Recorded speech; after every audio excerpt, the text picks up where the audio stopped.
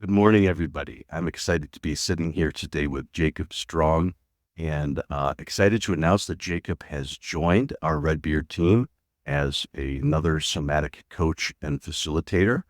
And I wanted to take a moment to introduce him to the practice, just have a quick conversation with Jacob about uh, his background and what he's bringing to the Redbeard team. So, just briefly, um, Jacob, tell us a little bit about just your personal background, where you are, and then we'll talk about your coaching and facilitation.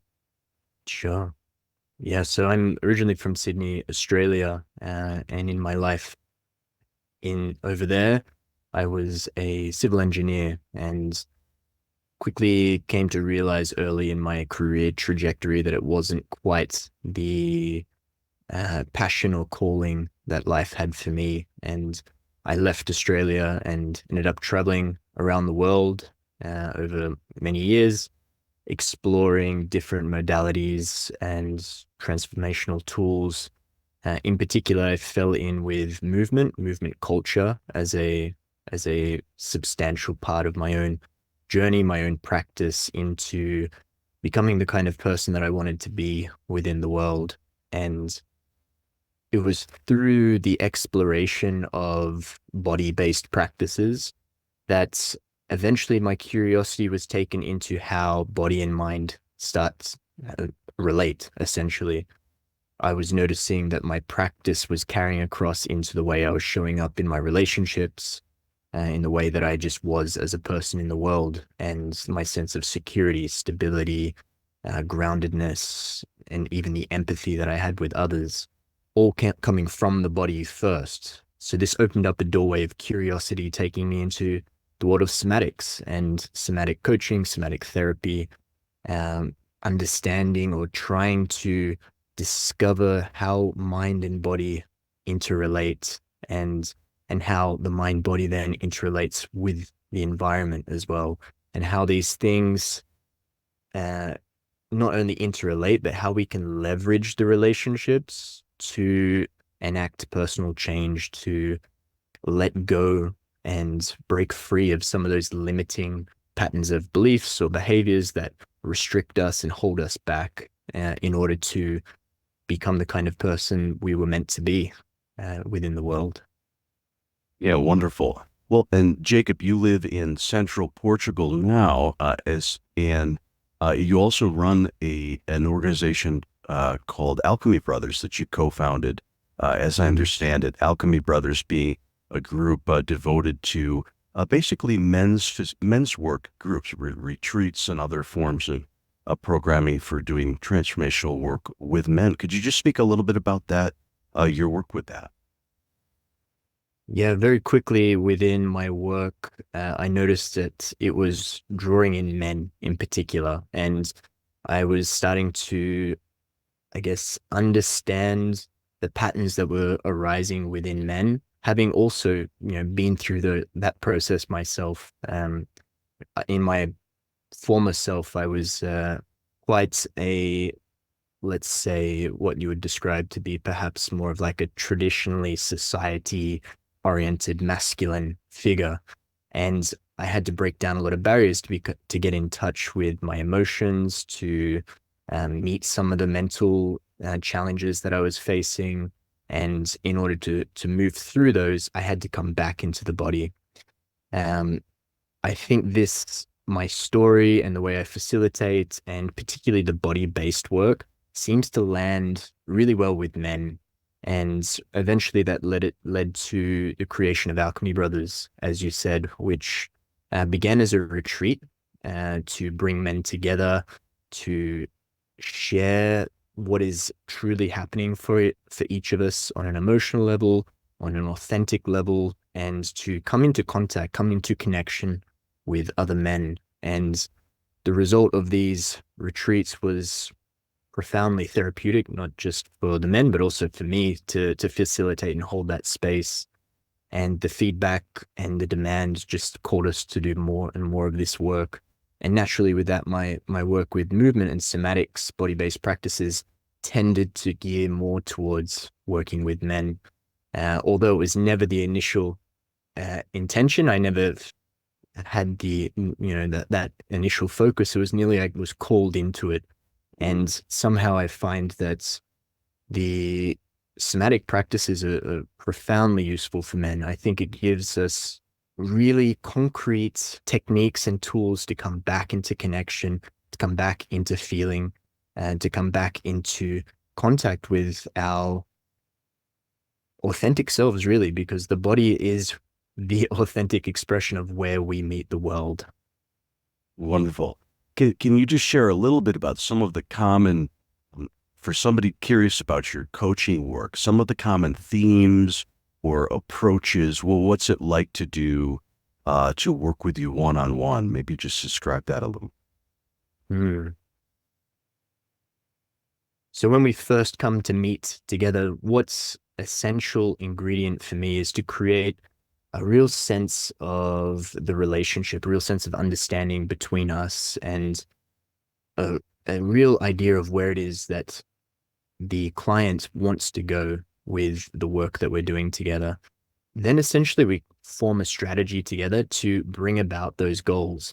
We look at removing some of the obstacles, removing some of the constraints that may prevent you, the client, from realizing those goals. Maybe we need to adjust the goals across time. Maybe we need to adjust the strategies that we are bringing towards those goals.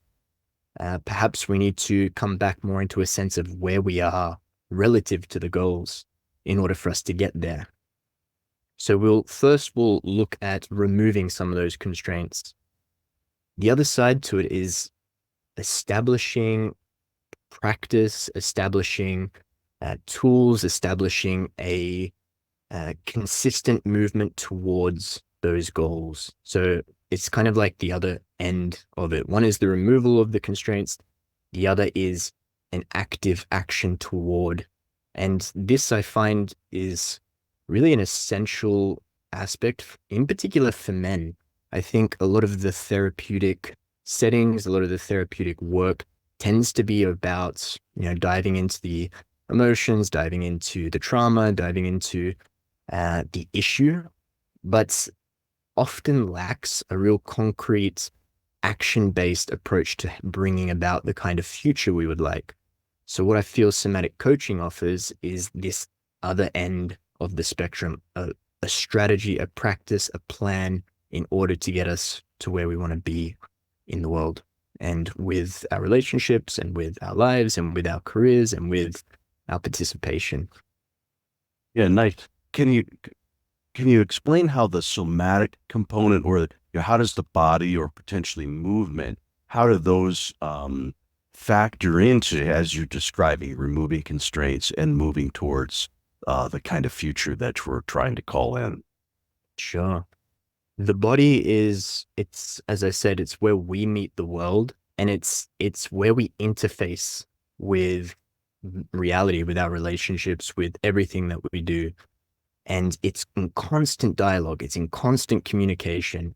Many times and most often, the body is actually responding to the environment far before we have a cognitive process that unfolds. The body is the first touch point for that stimulus.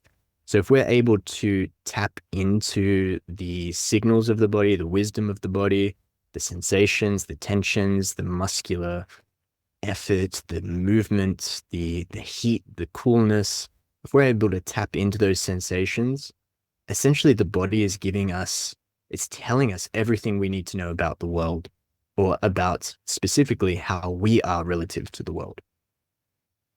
With that information, we are then better informed to do anything, really. We are better informed to communicate a boundary with a partner or a business partner, to express discomfort, to express fear, to move towards something, to move away from something.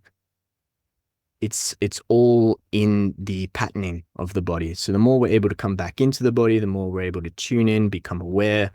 It's a rich way of discerning information that we need to make any decision. But then on the other side of that as well, it's not just about perceiving. It's not just about seeing and listening, but it's also about doing and taking action. And this is where my background in movement, I feel, becomes really valuable for a client, because we're needing to create the means by which we can enact the world that we wish to inhabit. That's a bit of a mouthful, but let me see if I can unpack it.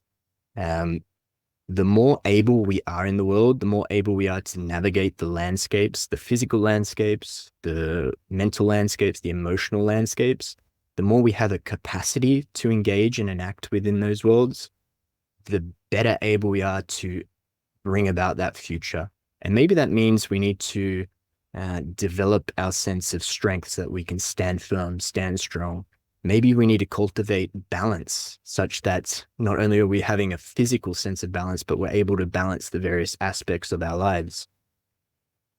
It's incredible how often the metaphors between body, mind, and emotion, they just swirl into each other, and you can't influence one without influencing the other.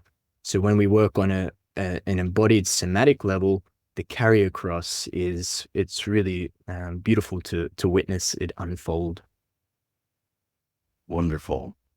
Well, Jacob, it's a real pleasure having you, welcoming you to the team, and I look forward to all the work you'll be doing with us and our clients. And so, listeners, stay tuned. Jacob and I did a longer, fuller conversation as a podcast.